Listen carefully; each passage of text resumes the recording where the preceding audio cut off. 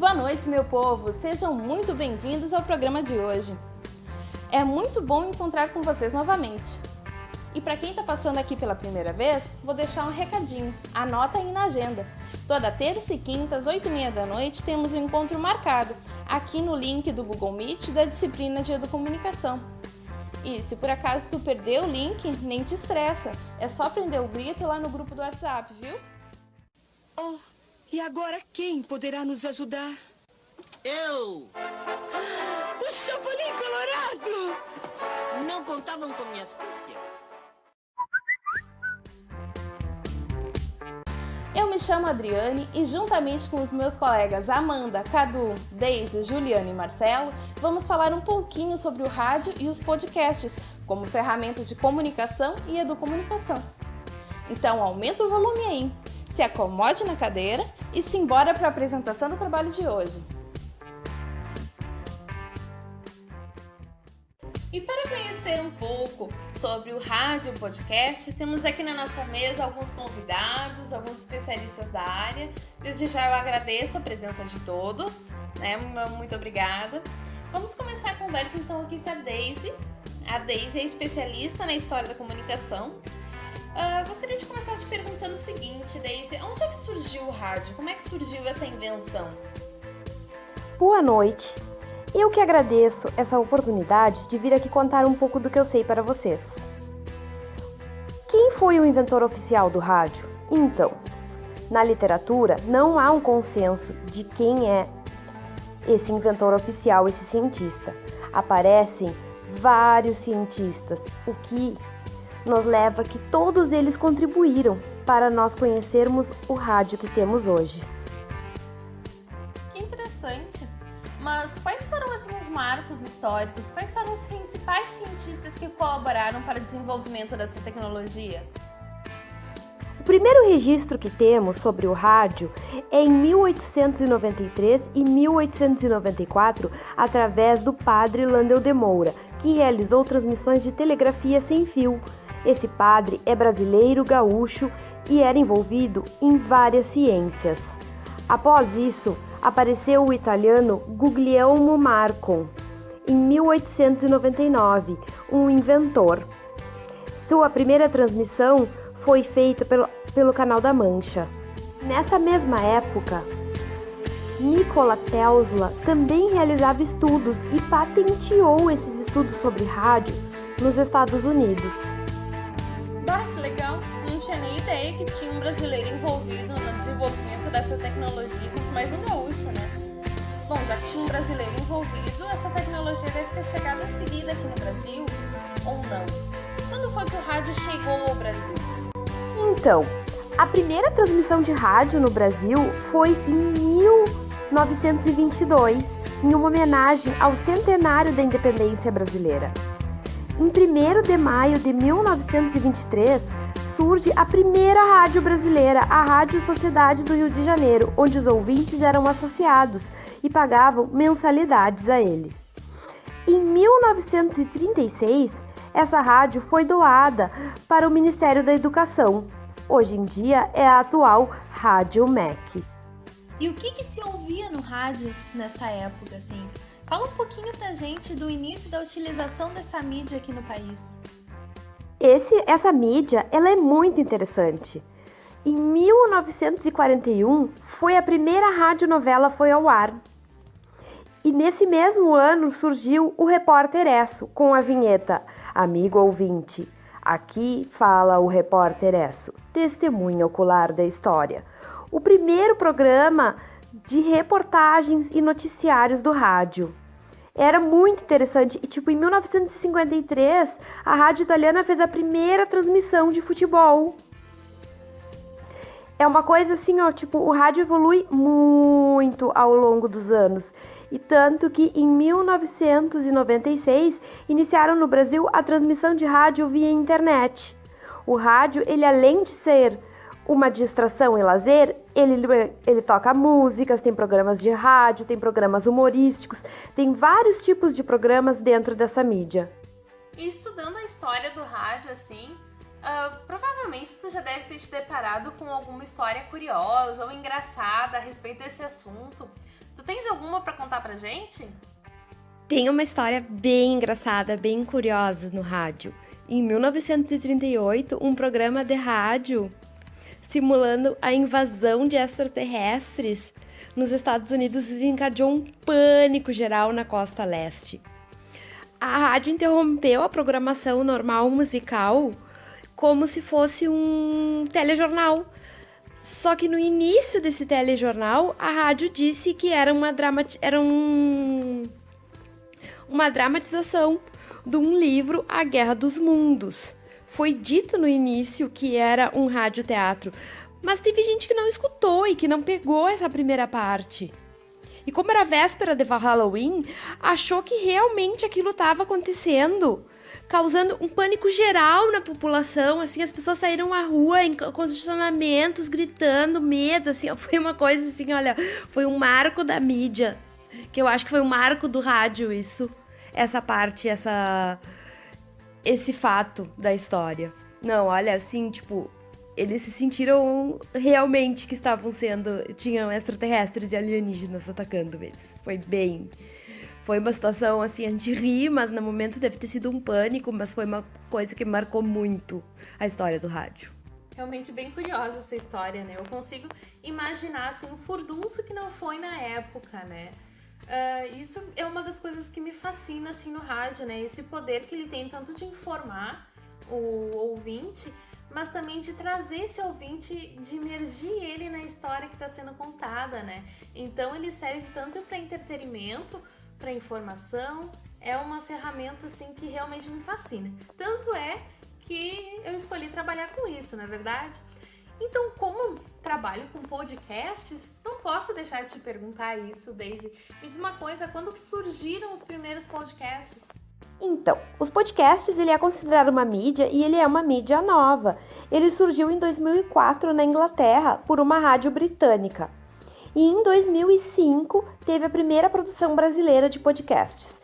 É uma mídia que vem crescendo bastante com o passar dos tempos.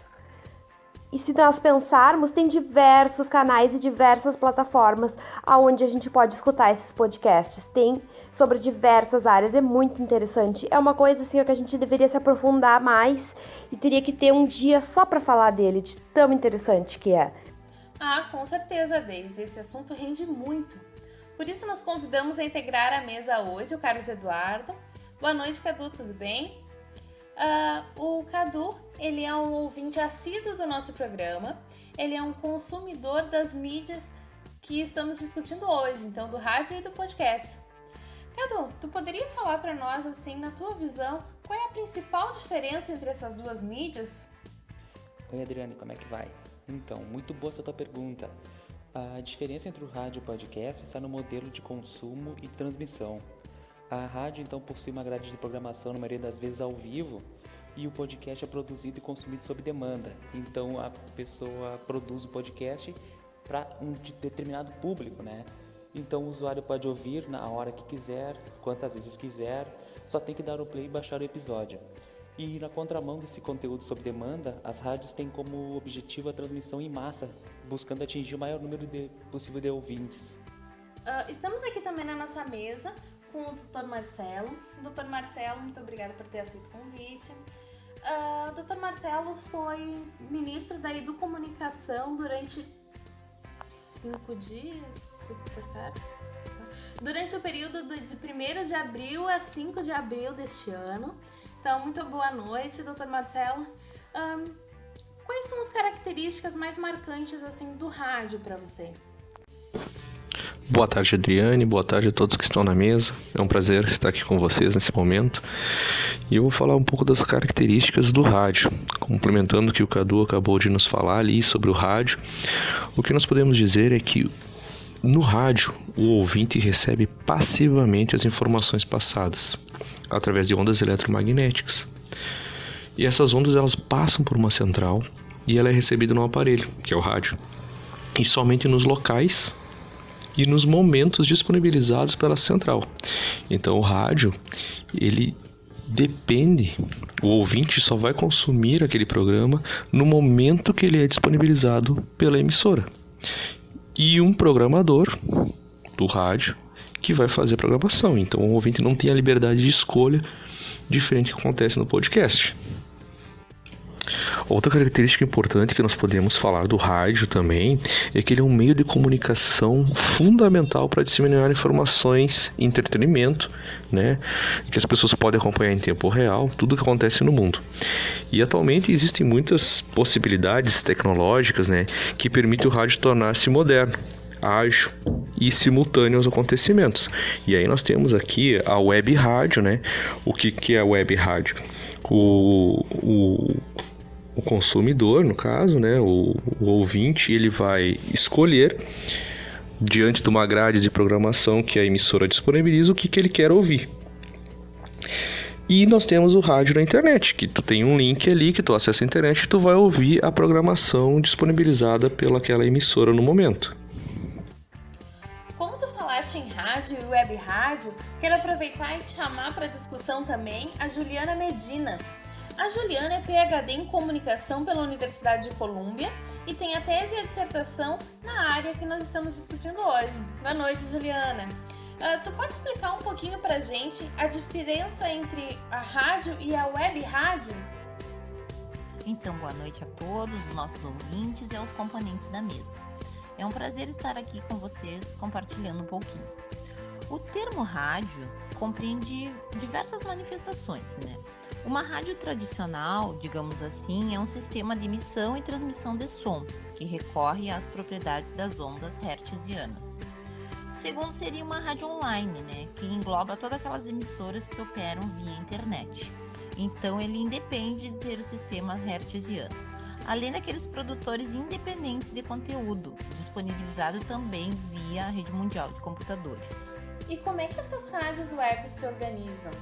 Então, aí nós temos a rádio na web, que são aquelas que utilizam as ondas eletromagnéticas ou hertz, mas também transmitem seus sinais via rede mundial de computadores. Através das inovações tecnológicas, as possibilidades também foram ampliadas para o rádio, pois a digitalização possibilitou a expansão da rádio hertziana, né? Ou seja, aquela transmissão através das ondas de frequência AM e FM, onde passou a estar disponível desde a internet, através das web rádios e a telefonia móvel, onde eu posso escutar e ouvir a programação via celular em qualquer outro formato disponível.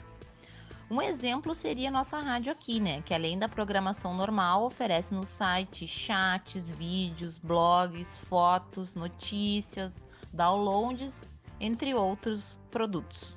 Temos a web rádio para aqueles que transmitem especificamente via internet. E também aí temos o podcast, que é uma forma de difusão via rede de arquivos ou série de arquivos, e eles possuem apenas o áudio, com a linguagem radiofônica. A diferença é que ele fica disponível para o consumidor escutar a hora que quiser, né? Não é um programa ao vivo. Os podcasts são muito bons para quem tem uma rotina intensa, pois é possível ouvi-lo a qualquer hora do dia. E na opinião de vocês, o podcast e o rádio competem entre si? Ou não? Ou cada mídia tem o seu público específico? Rádio e podcast, ao meu ver, não são concorrentes. Cada formato tem suas particularidades e pode se complementar, tornando então a sua transmissão mais adequada em cada momento da rotina do ouvinte. Em relação ao acesso, os dois têm vantagens. O podcast pode ser facilmente consumido por streaming ou download, e já nas rádios tradicionais o ouvinte só precisa sintonizar a estação ou acessar o site para poder ouvir. Quando falamos em transmissão, o podcast então tem um destaque por seu conteúdo segmentado e sob demanda, o que pode ser uma vantagem para os ouvintes que não pretendem se prender a horários de programação e buscam também conteúdo personalizado. Podcast, assim como o Cadu comentou ali, e a própria Daisy falou da história do podcast, que ele é bem mais recente que o rádio, né? Uma ferramenta nova, né? Que ele tem um consumo sob demanda, que é vinculado à internet, né? Ele tem uma produção de baixo custo, né? E o que a gente pode colocar como maior característica do podcast, assim, é o poder da emissão na mão do ouvinte, que o ouvinte escolhe realmente o que ele quer ouvir. Ele vai lá, procura no Google Podcasts ou no Spotify o que é da sua área de interesse E aí ele pega e busca ali o assunto. E a partir do momento que ele buscou aquele assunto, que ele começou a consumir aquele tipo de material, começam a aparecer para eles coisas similares, que é o feed, né? Que diferencia o podcast da transmissão dos rádios tradicionais, que são os broadcasts, né? Que a partir do momento que tu assinou, fez uma assinatura daquele determinado assunto, né? Tu vai começar a receber de forma passiva, né, o material que tu manifestou interesse. Outra característica importante que a gente pode colocar do podcast é que ele é eterno, enquanto ele durar, obviamente, né? Assim, enquanto ele estiver hospedado lá, ele vai ser consumido daqui a 20, 30, 40, 50, 60 anos, né? E se o usuário ele faz download daquele material, enquanto ele não formatar esse celular, esse computador, sei lá, ele vai permanecer com esse material na mão. Vai te ouvir quantas vezes quiser, vai ouvir, reouvir e pode usar da forma que ele julgar melhor para aquele material. E tanto o podcast quanto a rádio, né, eles se prestam assim para todas as áreas, né, tanto da questão financeira quanto da questão educacional, entretenimento, né, a questão musical, esportiva. Existem até rádios que são exclusivamente para transmissão e falam somente sobre esportes, né, rádios que são somente musicais, né, podcasts musicais que tu escolhe ali também. Tem a questão humorística também que tu pode usar. Então, qualquer um deles, eles são complementares. O podcast e o rádio, eles não são concorrentes, né? Um complementa o outro. O rádio vem se reinventando a cada ano, utilizando-se das mídias. Hoje em dia, existem rádios que utilizam tanto a questão do vídeo quanto a questão do áudio, ou até disponibilizam podcasts, né, da sua programação, para atrair cada vez mais consumidores, até porque o rádio ele tem a questão das propagandas, né? Que ele vive, né? O que sustenta o rádio são as propagandas. Então ele acaba agregando as propagandas na sua programação e disponibiliza também podcast também. Então a rádio ela não é concorrente, ela está junto com o podcast, assim como o podcast também está junto com o rádio. Marcelo, nessa tua fala tu falaste em feed. Tu poderia explicar pra gente o que é o feed? Boa pergunta, Adriane. O feed, ele é o pulo do gato do podcast. Sem ele, o podcast não seria nada. Porque quando tu executa o podcast, quando tu faz o podcast, tu tem que ir lá colocar o feed, tem que colocar uma tagzinha nele lá, dizendo qual é o assunto, o que ele vai fazer. O consumidor, quando ele vai procurar, ele vai lá, colocou lá o seu termo de interesse. Automaticamente, a partir do momento que ele usou, que ele já consumiu aquele podcast, toda vez que lançarem um novo podcast que apareça aquele feed ali com um termo ali que ele utilizou para fazer a busca, ele vai ser notificado. Vamos colocar lá, Velho Oeste. Toda vez que houver uma notificação que fizerem um novo podcast do Velho Oeste, da ciência no Velho Oeste, ele vai ser notificado. Automaticamente ele vai estar disponível para ele ali, sem ele ter que pesquisar, sem que ele ter que ir atrás, sem que ele tenha que estar acompanhando quando que vão lançar, como vão lançar. O usuário ele vai ser notificado automaticamente. Essa é a função do feed. O que o feed, o que essa palavra quer dizer? Ele vem do inglês e significa alimentar. Ou seja, ele vai estar alimentando o consumidor com informações sobre aquela área de interesse dele, né?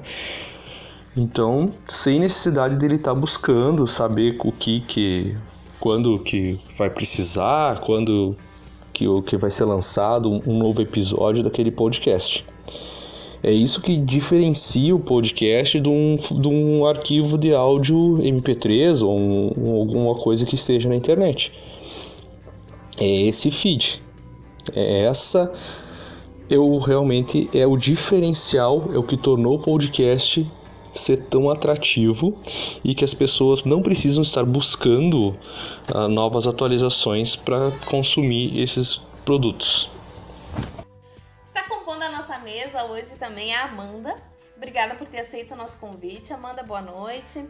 A Amanda é professora na rede pública municipal e olha só que interessante, ela utiliza o rádio e o podcast como recurso pedagógico em suas aulas.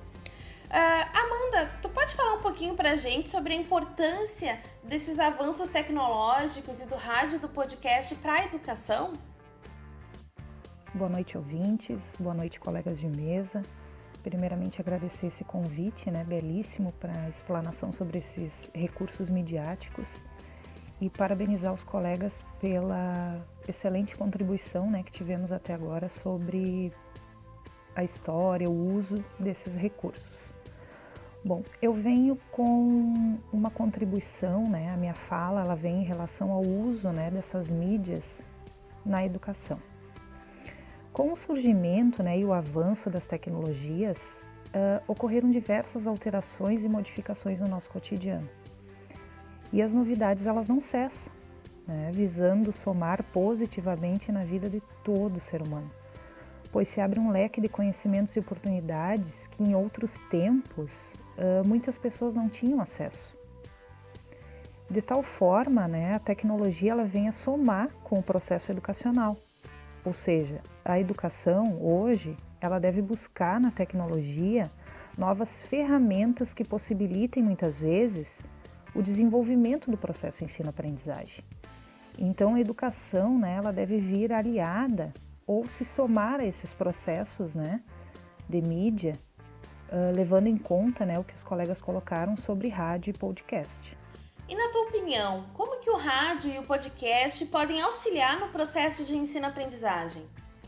Bom, buscando responder ao teu questionamento, eu acredito que o principal fator venha a ser que tais instrumentos como o rádio e o podcast, como os colegas da mesa já colocaram, eles mobilizam esse processo de percepção sonora e imaginativo visual dos alunos, ou seja, fazendo com que cada um construa a sua própria realidade, a partir do que essas mídias elas vão proporcionar para a pessoa que está escutando, ou seja, aluno, docente, Então cada um vai fazer o uso imaginativo dessa percepção sonora que recebe. E tu acha que esses recursos podem ser utilizados como auxiliar no processo educativo, considerando o atual cenário em que a gente está vivendo? Bom, a intenção, em tempos de pandemia, não seria uma educação EAD, mas a tentativa hoje é se manter presente na vida dos alunos, E talvez uma das formas seria o uso das tecnologias midiáticas, usando novamente como exemplo o uso do rádio e do podcast, como os colegas trouxeram hoje, para nós durante as suas falas. Eu acredito que o uso de tais recursos, eles iriam tornar os conteúdos didáticos mais acessíveis aos alunos. E também como nós podemos acompanhar também o baixo custo, pessoas que talvez não tenham uso ou não saibam dominar o uso de computadores e outras mídias, esse recurso se torna acessível tanto para alunos quanto para as famílias. Bom, e finalizando essas reflexões, eu deixo uma contribuição de Freire e considerando que a natureza da educação enquanto centrada nos sujeitos em relação, dentro e fora de contextos escolares, não há como pensar educativamente a tecnologia a partir de critérios principalmente técnicos. Por essa ótica, o que pauta o teor de uma tecnologia nesse âmbito não são as especificidades do aparelho, mas o fazer humano que proporciona. Muito legal essa reflexão. Isso me fez pensar assim, considerando essa fala de Freire, e a experiência de vocês, de que forma essas mídias podem ser utilizadas em sala de aula de forma prática? Os exemplos do rádio na educação, como uma mídia de educomunicação, ele é muito utilizado. Até 1980, tinha um programa de rádio para alfabetizar os analfabetos. Também podem ser utilizados dentro da educomunicação os programas de entrevista, de tempo, os comerciais. Outra ideia que é bem bacana é criar uma rádio escolar onde são os próprios alunos que administram essa rádio escolar. Geralmente, ela é administrada pelo Grêmio Estudantil da escola e eles passam essa rádio na hora do recreio, onde os alunos podem passar recados, escutam músicas, tem várias tarefas, chamam até convidados para entrevistar. É bem bacana esse tipo de atividade dentro da escola. E os podcasts, como um exemplo de mídia de educomunicação, pode-se usar para criar uma radionovela. Também outro exemplo bem bacana que tem são os exemplos sonoros, a física dos sons, para contar histórias, escutar os canais de podcast e até criar canais. Tudo isso envolve e desenvolve as habilidades dos alunos, melhora a oralidade, melhora a escrita, melhora o saber escutar. E é bem bacana escutar um podcast, eu adoro. Assim como eu gosto também de escutar a rádio e outras coisas. Muito obrigada por me convidar hoje para vir participar desse programa. Eu adorei participar com todos vocês. Beijo grande. Muito legal o que a Daisy comentou. E sabe que nisso me surgiram algumas ideias. Por exemplo, os audiobooks, que muitas vezes a gente tem ali algum tipo de literatura e tudo mais, e precisa fazer uma resenha, um resumo. Então a gente pode fazer então, o uso disso, também utilizado a educomunicação. E outra coisa que tem gente que costuma fazer é gravar as aulas, o áudio das aulas, para que depois então a gente possa revisar o conteúdo, estudar novamente, recuperar alguma coisa que a gente perdeu. Então a partir daí também são 2 exemplos que eu pensei que podiam ser úteis, né? Que a gente costuma ter, mas muitas vezes a gente não acaba usando. Acredito que possa ser bem legal essa ideia. Pegando o gancho que a Daisy e o Cadu falaram sobre os audiobooks, a gente também pode destacar na verdade, né, algumas dos benefícios desses audiobooks, né, principalmente para crianças que não sabem ler ainda, que estão em idade escolar, para as pessoas com deficiências visuais, crianças que têm dislexia, né? Pessoas que são analfabetas também podem se utilizar dos audiobooks, né? Que elas melhoram a proficiência da leitura das crianças, elas permitem que as crianças que têm dificuldade de leitura consigam entender de forma independente, né? Elas introduzem novos vocabulários para essas crianças e para os adultos também, né? Mostram uma forma correta de ler, com pausas, entonações, articulações. Então, tem várias formas que esses audiobooks eles podem ser inseridos na educação e ser usados como uma educomunicação, na verdade, né? Achei bem interessante esses exemplos. Eu, como aluna, assim, adoraria participar dessas atividades. E eu sei que se a gente tivesse mais tempo, vocês teriam tantos outros exemplos para falar aqui pra gente. Mas, infelizmente, o nosso tempo está chegando ao fim. Então, eu queria mais uma vez agradecer a presença de vocês. Eu achei muito produtiva essa nossa discussão. Espero que o pessoal em casa também tenha gostado. E para quem está em casa, se ficou alguma dúvida ou tem alguma sugestão, alguma contribuição, é só escrever aqui no chat do lado aqui do Google Meet, que mais tarde, depois das próximas apresentações, a gente volta ao vivo com o programa Pergunta que eu te respondo, ok? E aí a gente troca uma ideia por lá. Muito obrigada pela audiência de hoje e até o próximo programa.